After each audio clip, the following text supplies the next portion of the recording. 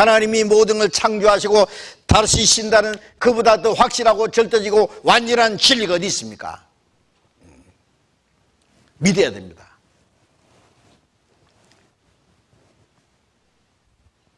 그런데 사람은 진리보다는 거짓을 더 좋아하는 것 같아요. 학교에서 왜 창조는 하나님의 지혜와 하나님의 능력과 하나님의 계획을 위해서 창조하시고 다스린다는 그 사실을 전하지 않고 터무니없는 진화론을 왜 가르칩니까? 원숭이가 사람 됐다는 것이 과학입니까? 증명할 수 있습니까? 원숭이 종류가 그렇게 많지만은 사람과 같은 피를 가진 원숭이는 한 마리도 없습니다. 사람은 아시아 사람이나 유럽 사람이나 아프리카 사람이나 아메리카 사람이나 피는 똑같습니다. 원숭이 피는 사람 몸에 들어가면 안 됩니다. 왜 거짓말을 지어냅니까?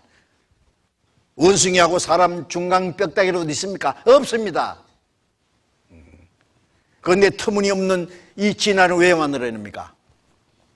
진화론은 사람을 타락시키려고 마귀가 만들어낸 악질적인 학설이라는 걸 알아야 돼요. 사람이 별거냐?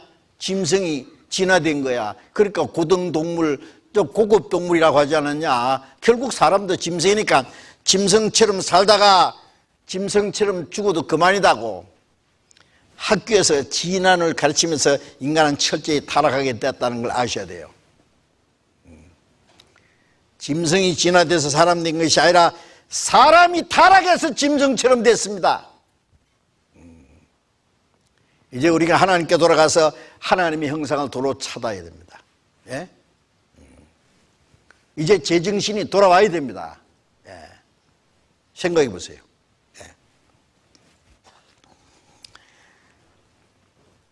하나님의 형상대로 사람을 창조하신 거기는 얼마나 거룩한 목적이 있는지 아십니까?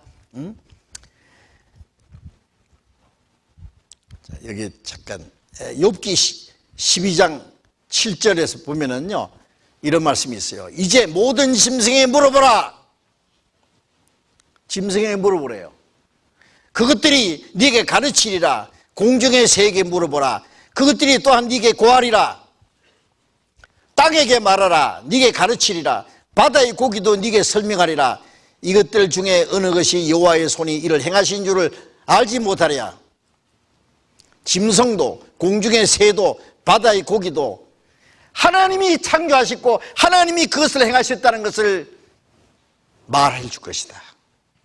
말 없이 하나님이 창조하신 그 사실을 나타내고 있습니다. 그런데 유독이 인간만이요 하나님이 없다는 말을 함부로 지어냅니다. 하나님을 대적하는 말을 어김없이 합니다. 자, 사람을 하나님의 형상대로 창조하신 거기는 하나님의 거룩한 목적이 있습니다. 사람은 자기 자녀에게 모든 걸 주고 자녀가 행복하게 살기를 원하겠죠.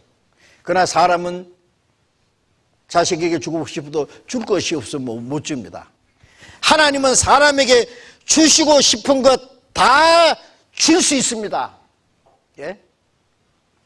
시편 49장을 보겠습니다. 시편 49장 구약성경 837페이지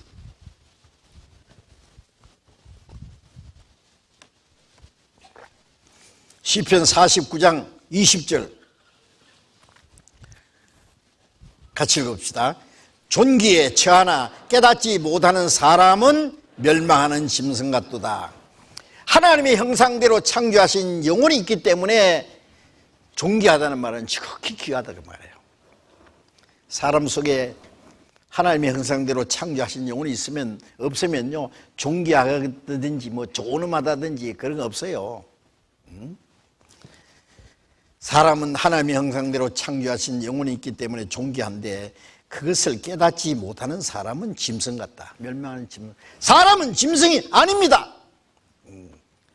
하나님의 형상대로 창조함 받은 영혼이 사람이 말이요 이 세상에 뭐 몇십 년 고생하고 죄짓고 살다 죽으면 그만이라고요? 아니지요.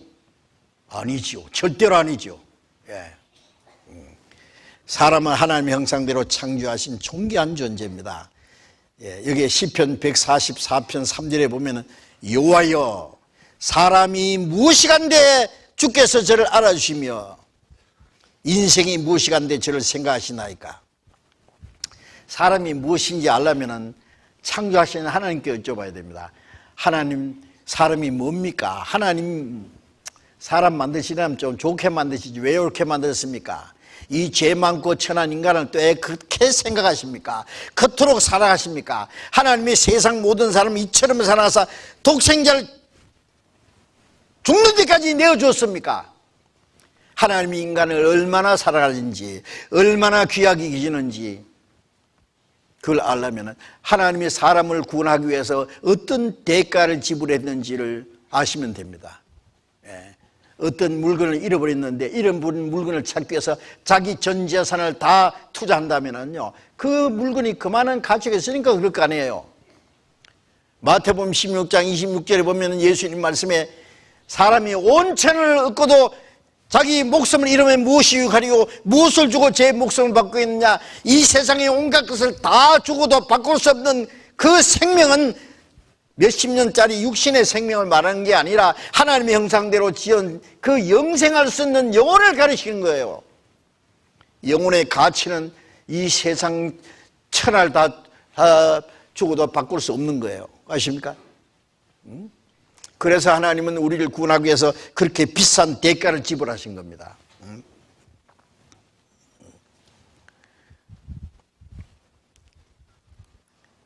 또 이사야 49장 5절에 같이 읽어봅시다. 나는 여호와의 보시기에 존귀한 자라. 자, 나는 하나님 보시기에 존귀한 자라.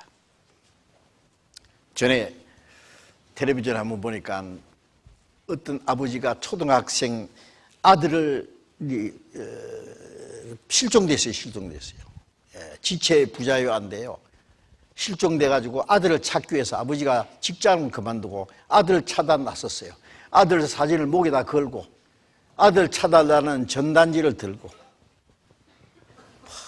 방송국 어디고 다니면서 내 아들 좀 찾아주소. 비록 못난이고 그렇지만은요, 그 부모님 볼 때는요, 이 세상의 무엇과 비교할 수 없는 아주 귀한 존재입니다. 하나님 보시기에 우리는 얼마나 귀한 존재인지 아세요?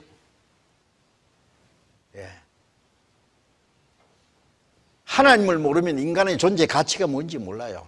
그거를 봐야 자기 얼굴을 볼 수 있듯이 하나님을 알아야 인간의 존재 가치가 뭔지, 삶의 목적이 뭔지, 소망이 뭔지 알 수 있어요. 존귀한 존재입니다.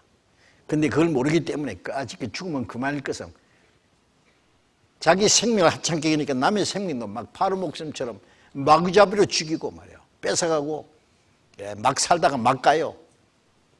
아닙니다. 사람은 얼마나 존귀한 존재인데요. 나는 하나님 보시기에 존귀한 자라. 제가 여기 우리나라에서 제일 큰 돈이니까 5만 원짜리. 근데 이게 괜찮은데 이걸 죄송합니다. 한번 코를 닦겠습니다. 뒤도 닦았습니다. 발로 밟았습니다. 코도 묻고 똥도 묻고 흙도 묻고 찌그러졌습니다. 응? 냄새나. 이거 은행에 갖다 주면 얼마짜리로 바꿔줄까요? 5천 원? 5만 원? 4만 5천 원? 정확하게 5만 원. 왜 그러냐면 5만 원으로 발행했기 때문에 여기 냄새 나든지 뭐 찌그러졌든지 똥이 묻든지 상관없이 5만 원 새 걸로 바꿔줍니다. 제게 뭘 말하느냐 하면은 인간이 비록 죄를 짓고 인생이 찌그러지고 못났어도 하나님 보실 때 하나님의 형상대로 창조하신 영혼의 가치는 변함이 없습니다. 그걸 아셔야 돼요. 존귀한 존재입니다. 하나님이 우리를 얼마나 귀하게 계시는데, 얼마나 사랑하시는데, 이것을 아셔야 돼요. 하나님 보시기에 우리는 존귀한 존재입니다.